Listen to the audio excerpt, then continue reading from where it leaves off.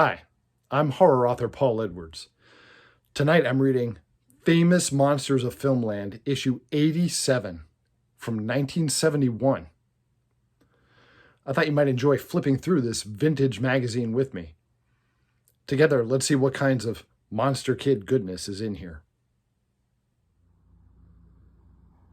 Famous Monsters of Filmland magazine, issue 87, features the she creature designed by Paul Blaisdell on the cover. And in this issue, of course, we're going to get the she creature. We're going to get Curse of Frankenstein photo story. This is an interesting feature, actually. This is not something this magazine did every month. You'll see what it is when we get there. It's something a little different for them. The Abominable Dr. Phibes, of course, that's a Vincent Price. That's some people's favorite Vincent Price film. And Monster Comics. So let's get going. Look at this publicity picture from Yog, Monster from Space.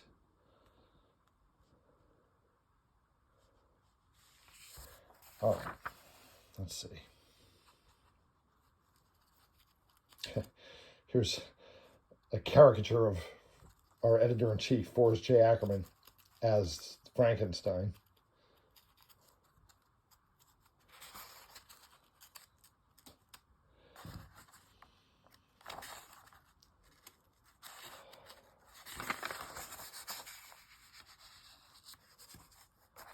Bang mail.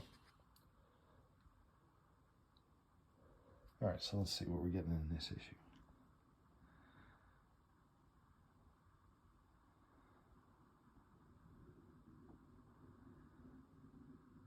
All right, looks promising. So, The Abominable Dr. Phibes was a Vincent Price film. 9 killed you, 9 will die, is the curse of the Abominable Dr. Phibes.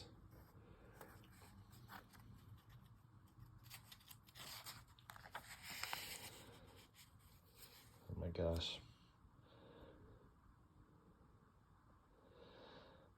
I always thought it was creepy, the recording device he invented for himself because he could no longer speak naturally. So he had this whole system set up. And there he is.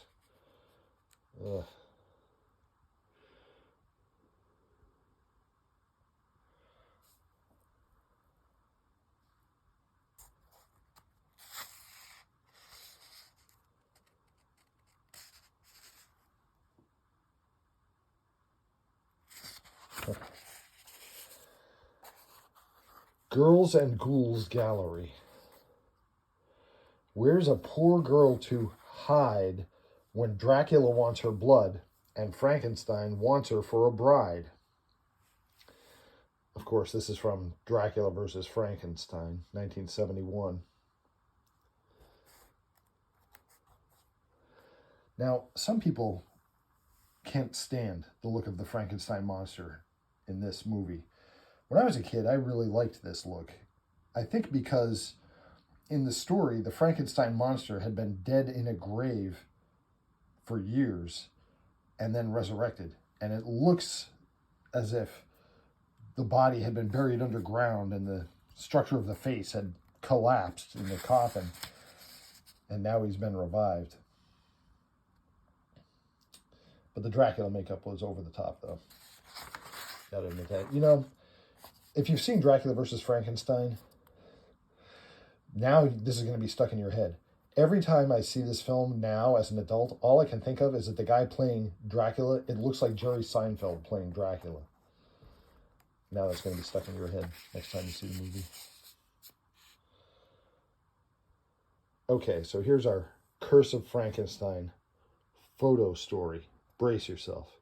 This is actually kind of clever. I like this. Get ready. Yep.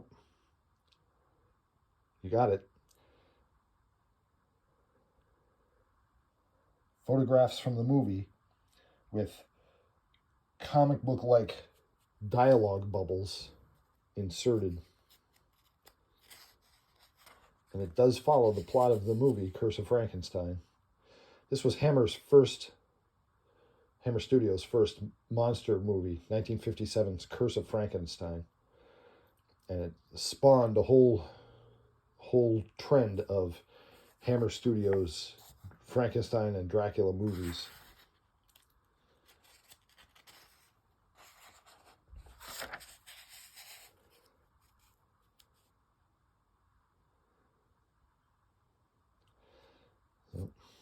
Once again, Hammer Studios just has to have a character named Paul in one of their movies.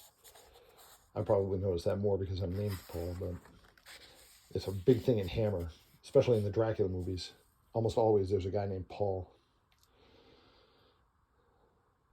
I make a point in my books of never using the same name twice. You know, from book to book, I make sure I always use all new names.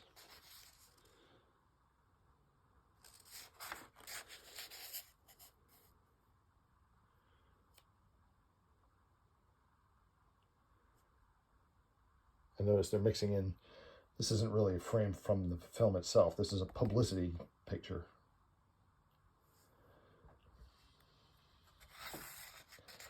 I did like the Baron's lab, though, his home lab.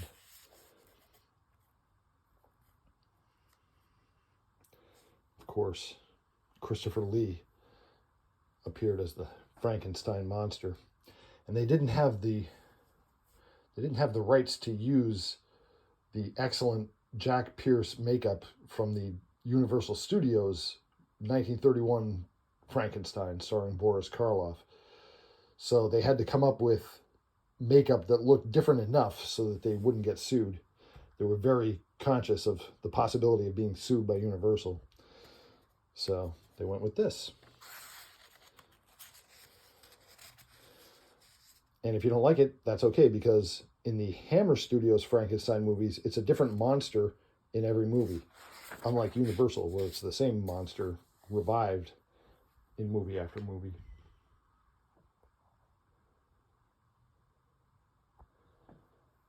I like this mix of photographs and comic book-like captions.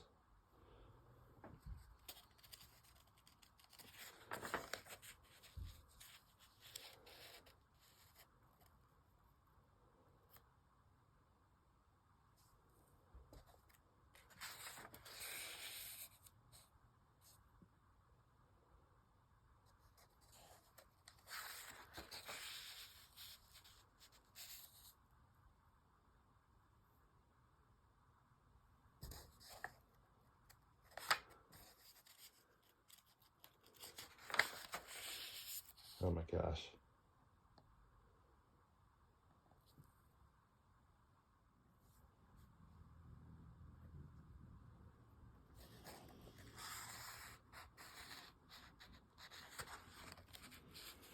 Oh, that's right, and we're done. So I guess we're not getting to see the very end of this film. Spoiler alert in case you've never seen it. The very end of this film shows Baron Frankenstein being led off to the guillotine because he's blamed for the monster's atrocities.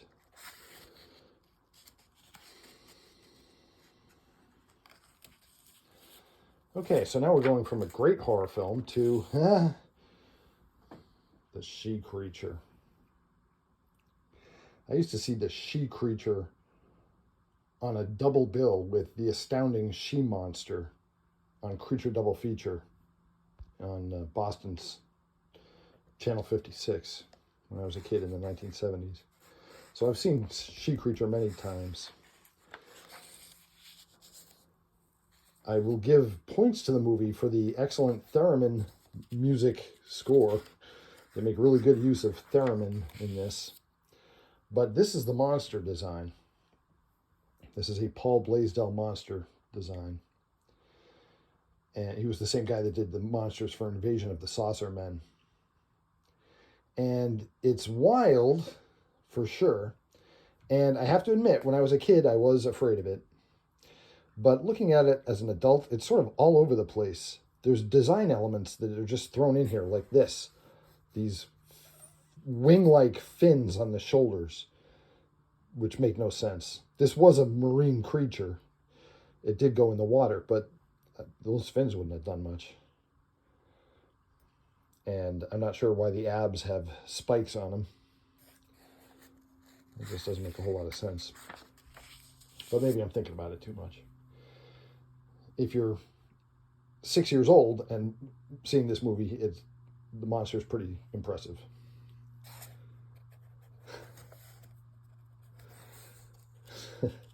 Sock a she creature and you go down like a sunken sub. Oh my gosh.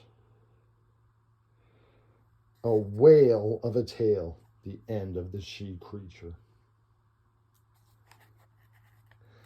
It wasn't the final end of the she creature because this costume was reused in a couple of other projects, like Ghost of Dragstrip Hollow.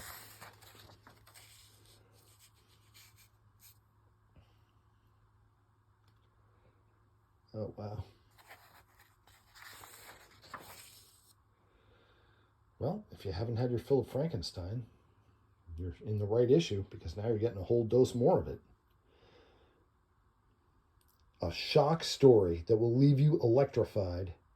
Get ready to be thrilled as piece by piece we assemble this tingler of a man who tried to follow in the footsteps of Frankenstein.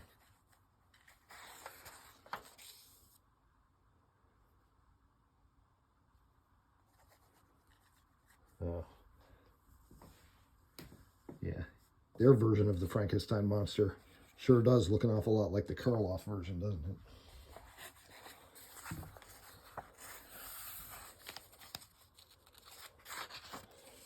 But somehow I don't think that Famous Monsters got sued by Universal.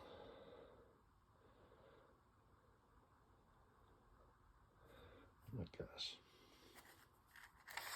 Oh, I like the castle in the distance, looming over the village.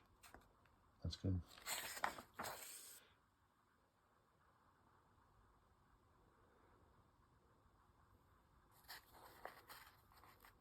Oh, answer to last month's mystery photo, but I actually do know this. That's Petro from The Mad Monster, played by Glenn Strange.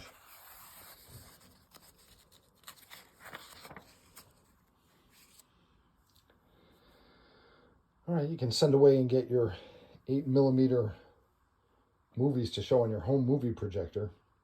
Sadly, not the whole feature, but like 10 to 12 minutes of it. But sometimes in a monster movie, there's only 10 to 12 minutes that you're actually looking to see, at least if you're a kid. You want to see the parts with the actual monster in it. So that worked out nicely.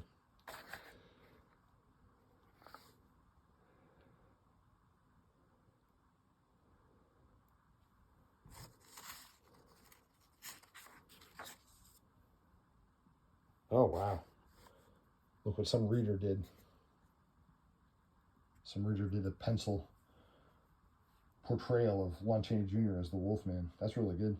I like that.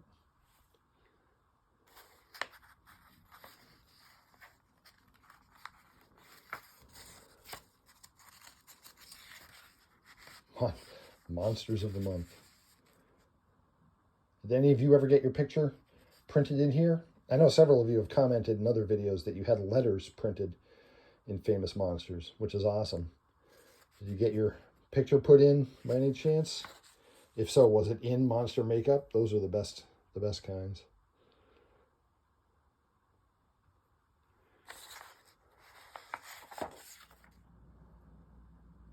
Look closely.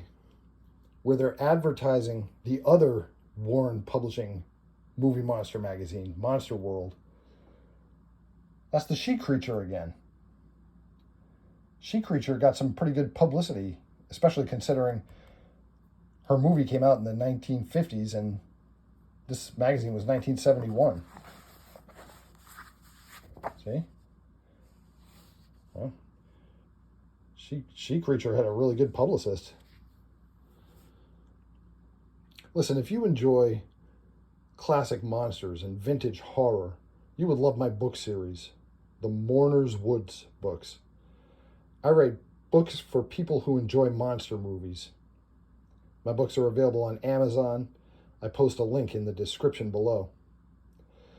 Thanks for spending some time with me looking through Famous Monsters of Filmland, issue 87. I'll see you in Mourner's Woods.